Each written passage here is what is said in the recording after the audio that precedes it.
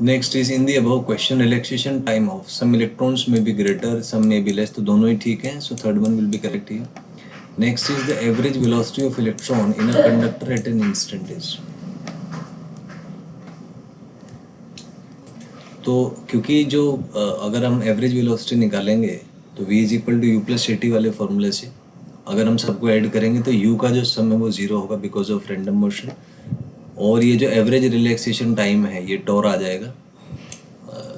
तो यहाँ पे इस पे वेक्टर नहीं आएगा, ये गलती से वेक्टर बन गया. So this will be the final expression. So first one will be correct over here.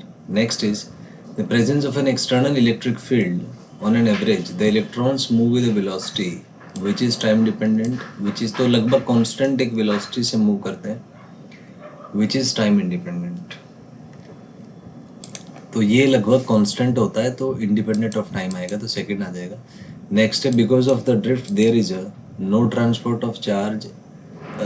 इसमें कह सकते हैं नेट ट्रांसपोर्ट ऑफ चार्ज होता है across any area perpendicular to a, तो सेकंड आ जाएगा इसमें. नेक्स्ट है consider current flowing in conductor, V D is the drift velocity, then in dt distance travelled is, तो ये वेलोसिटी इनटू टाइम से आ जाएगा, first one will be correct.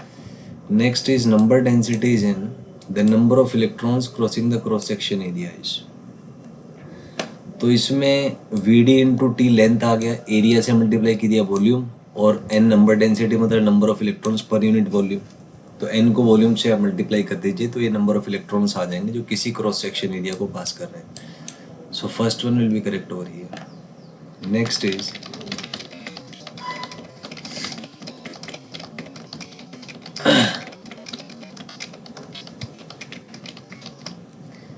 in the above question the charge transported against the given cross section is, तो इसको ई से आप multiply कर दीजिए तो वहाँ से आपका चार्ज आ जाएगा,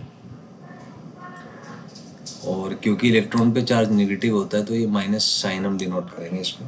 सो first will be the right answer. Next is if I is the current then charge transfer during a time delta t, तो चार्ज आई डेल्टा टी हो जाएगा, first one will be correct over here.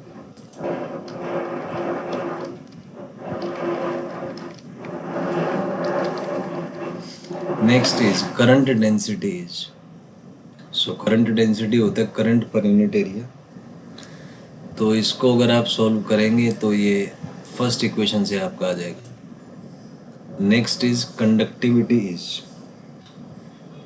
So conductivity 1/रेजिस्टिविटी होता है,